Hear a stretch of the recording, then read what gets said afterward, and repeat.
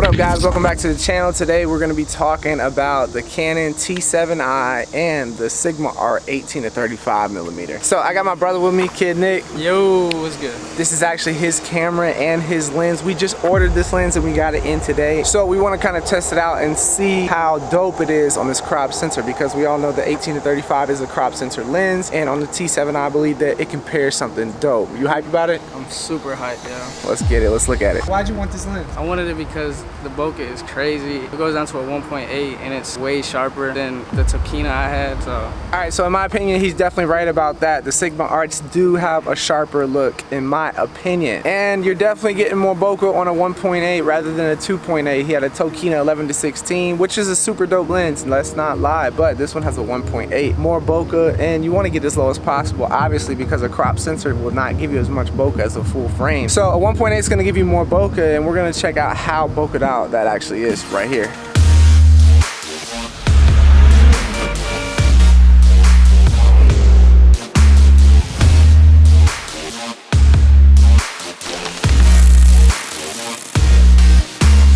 Wanna get some coffee? Word. Word. Gotta get this focus on you. Right there? Right there. Ooh.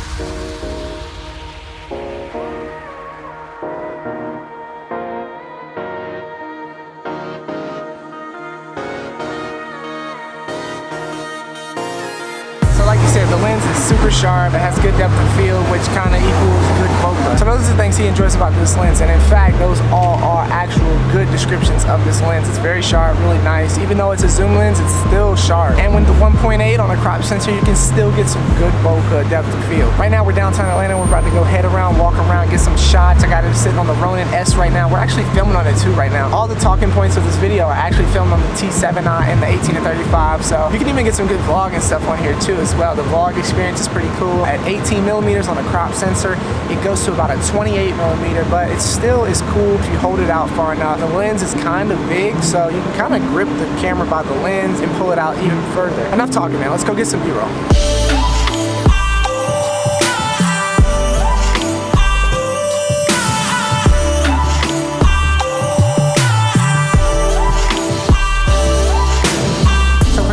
This freaking lens on this setup is beast. I'm actually considering getting me a T7i just for the time-lapse mode. Those little time lapses were super dope. The quality on this lens, just look, it's super sharp. The colors, everything about this lens on this camera is pretty freaking fire. So if you have a T7i out there, don't get discouraged. Grab you up a Sigma 18 to 35mm on your crop sensor camera. Maybe you got a T7i, T6i, 80D, something like that. This lens will freaking boost, enhance, all of the above your camera's quality. I'm super impressed by this freaking setup. I already own like a bunch of Sigma lenses myself. This is actually my brother's setup, so I might get this camera body just for the time lapses and little stuff like that. And even the vlogging experience isn't that bad. I get to see myself on the screen. That's super dope. Anyway, the battery's about to die on here, so let's get back to the crib and let's talk about this. Let's go. What's up, guys? It is now a week or two after all this footage was actually shot. I've been super busy, but I wanted to get back into this video, tap back in, and wrap this up. So for starters, I think the Canon T7i with the Sigma Art 18 to 35 was absolutely insane. I was actually highly surprised with the quality that the camera actually put out with photos and the video. With the 18 to 35 punched into a 35, whatever the crop makes it, it looked super, super good. Very cinematic shots, very crisp, sharp quality, colors, everything was good. Obviously, Canon Science has good colors. Just all around super dope. The pictures were high megapixel. Obviously, if you shoot your photos raw, you can really get some good manipulation out of your colors and certain things like that, and the exposure. And it looked really good on the T7i. One thing I was worried about was the B-roll at 60 frames per second, because I'm so used to using 120 with my Canon 1DX Mark II. The 60 frames per second B-roll was actually really, really good. It was very impressive with like how smooth the B-roll was at 60 frames per second. I did shoot some of the shots handheld, and majority of the shots were shot on the Ronin S, which is also a really good tool to have with this setup. Get you some really smooth shots no matter where you're at or what you're doing and on the go. So obviously all the Canon Rebel series are super lightweight, so that's another cool factor.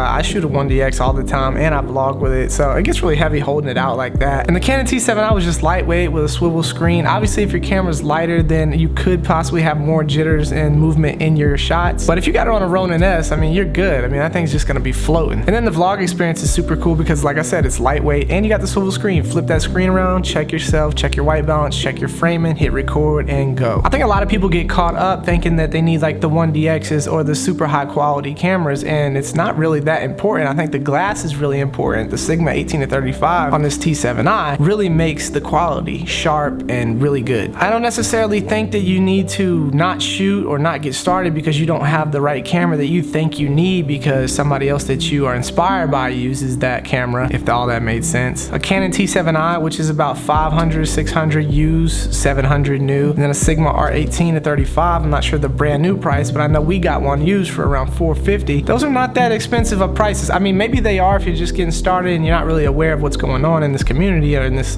career path, but those are pretty good prices on the quality that you can get with these two pieces of equipment. So make sure you check out the T7i, check out the Sigma R18-35. They're all down below, and check out the Ronin S2. That's another handy tool to have with that setup just to get those buttery smooth shots. So if you got a Canon T7 out there and you're wondering which lens to get, I think this is the best lens you could possibly have. This is really an all-around lens. I think you could really work a lot of cool projects with just this one lens on your T7i, so consider it, check it out. All in all, I'm a super big fan of this whole setup, and I really enjoyed covering it because I use a 1DX. It's heavy, it's expensive, so I like to cover other cameras that are within budget of a lot of other creators that may be just beginning or that just might not have that budget. I want to make sure that you guys are really figuring out the good quality lenses and the good quality cameras to actually use within your budget. I could just be shooting cool videos all day with my 1DX and not even worried about it, but I like to make sure that you guys are set straight and you know what to get for your camera, or you know what equipment to get in general. So that about sums it up, man. Love the quality of the video, love the quality of the photos. That lens is perfect for that camera. That camera is not a bad camera, even though it's a cheaper Rebel camera. It's really dope. And the Ronin S is probably my favorite stabilizer for any camera setup, just to get those smooth shots, man. Slap that like button if this video was helpful for you, and drop me a comment. Let me know which B-roll sequence was your favorite, because there was some pretty cool B-roll in there, and I even added a little sound design in there. Yeah, we got to talk about sound and music soon. I'll see you guys next time. Peace.